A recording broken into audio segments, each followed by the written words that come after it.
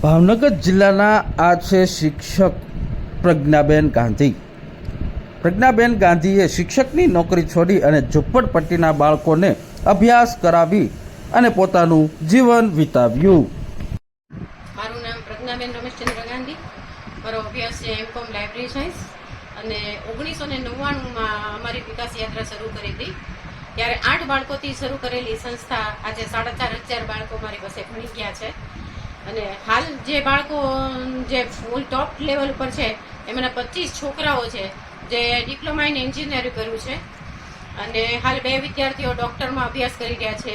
એક છોકરો જે બરોડા ભણે છે અને દીકરી મારી ભાવનગર ભણે છે. આ ઉપરાંત 2 દીકરીઓને MSc કરાયું છે. અને ત્યાં સિવાયની બધી છોકરીઓ હાલ અત્યારે એજ્યુકેશનમાં ટોપ લેવલ ઉપર છે. મારા 6 વિદ્યાર્થીઓ એવા છે કે જે ગવર્મેન્ટની એક્ઝામ પાસ કરીને નોકરી માટે સિલેક્ટ થઈ ગયા છે. અને હાલ દર વર્ષે 250થી જેવી સંખ્યાઓ મારી પાસે એજ્યુકેશન માટે આવતી હોય છે. તે બાલ મંદિરથી માંડીને તે 12મા ધોરણ સુધીનું એજ્યુકેશન હું ફ્રી કરાવું છું અને ભણવાનો તમામ ખર્ચો સંસ્થા તરફથી બાળકોને આપવામાં આવે છે. બેન, તમે ઝૂંપડપટ્ટીમાં રહેતા બાળકો અભ્યાસ માટે ફી ન ભરી શકતા આખરે આ મહિલાએ પોતાની શિક્ષકની નોકરી છોડી અને ઝૂંપડપટ્ટીના બાળકોને શિક્ષણ અપાવ્યું. હું જ્યારે નોકરી કરતી હતી ને ત્યારે પણ મારી પાસે એવા બાળકો આવતા હતા કે જેની માટે ફી ભરવી પણ અશક્ય હતી.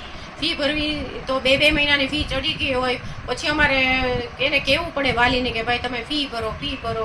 ત્યારે ઘણા વાલીઓ એમ કહેતા હોય ભાઈ અત્યારે નથી, હવે 2 મહિના ખમી જાઓ ને પછી ભરશું, 3 મહિના ખમી જાઓ ને પછી ભરશું, અત્યારે નથી. એમ કરતાં ફી 6 મહિના સુધી ચડી ગયો ત્યાં સુધી વાલીઓ ફી નહોતા ભરી શકતા. એટલે મને ખ્યાલ આવી ગયો.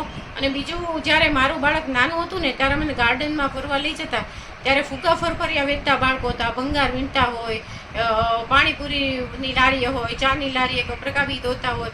આવા બાળકોને હું પૂછતી હતી કે ભાઈ તમે ભણો છો? તો એ બાળક એની આપવીતી કહેતું હતું કે ભાઈ મારા પપ્પા છે એ આવી રીતે દારૂ પીવે છે અને અમને એમ કે અમારે ભણવું છે આગળ, પણ અમને ભણવાના માટે અમને ચોપડા લેવા હોય ને તો અમે નોકરી કરીએ ને એમાંથી અમે અમારા ચોપડાનો ખર્ચો કાઢીએ છીએ. અમને ઘરના વાપરવાના પણ પૈસા મળતા નથી. અમારે મમ્મીએ બંગલાના કામ કરીને મજૂરી કરીને અમને ભણાવે છે. આવી ઘણા બાળકોને મેં આપવીતી સાંભળ્યા પછી મને એમ થયું કે હું એક દિવસ આજીવન શિક્ષક તરીકેની નોકરી કરીશ, કે હું આજીવન શિક્ષક બનીશ અને જ્યાં સુધી મારા હાથ પગ ચાલતા રહેશે ત્યાં સુધી આ મારું સેવાનું કાર્ય શરૂ ને શરૂ રહેશે. ગજેરા માર્કેટના જાહેર ગ્રાઉન્ડની અંદર જમીન ઉપર બેસી અને અભ્યાસ કરી આજે અનેક વિદ્યાર્થીઓ શિક્ષકની અને અન્ય નોકરી કરી રહ્યા છે. જ્યારે 8 બાળકોથી મેં જ્યારે જવાહર મેદાનમાં શરૂ કર્યું ત્યારે રોડ ઉપર બાળકોને ભણાવતી હતી અને ખુરશીના 3 જ પાયા હતા, ચોથો પાયો પણ નહોતો. અને ત્યાં હું ઈંટ મૂકીને એ પાયો ટેકવતી હતી. એ ખુરશી ઉપર મેં આજે મારી આ વિકાસ યાત્રાને વેગ આપ્યો હતો. અને આજે અત્યાર સુધીમાં 6 મારા બાળકો છે કે જે મારી એક છોકરી છે એને હમણાં તે ગુજરાત હાઈકોર્ટમાં જોબ મળી છે. બીજી મારી એક દીકરી છે મીનાક્ષી કરીને, એ GMBમાં જોબ કરે છે. એક છોકરી છે એને નર્સિંગ કરાવ્યું છે અને હાલ અધેલાએ નર્સિંગમાં જોબ કરે છે. બીજો એક વિદ્યાર્થી છે હમણાં તે ઓરિસ્સા આસામ રાઇફલમાં લાગ્યો છે.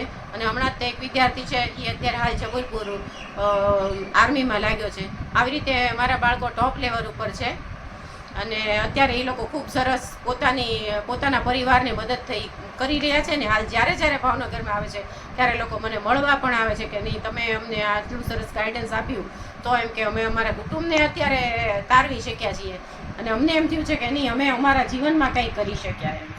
બેન, આ બધી ઘણો બધો ખર્ચ લાગતો હોય ત્યાં જે કાર્ય કરવા માટે કઈ રીતે એ થતું હોય છે? ડોનેશન કઈ રીતે હોય છે, શું હોય છે? સંસ્થા 25 વર્ષથી ચાલે છે. સંસ્થા 25 વર્ષમાં 1 રૂપિયો કોઈ પાસેથી ઉઘરાયો નથી. કોઈ ડોનેશન આપે છે તો એ ડોનેશન અમે એવી જગ્યાએ વપરાતું હોય છે કે જ્યારે કોઈ બાળક માંદું પડ્યું હોય તો એની દવા માટે વપરાય છે.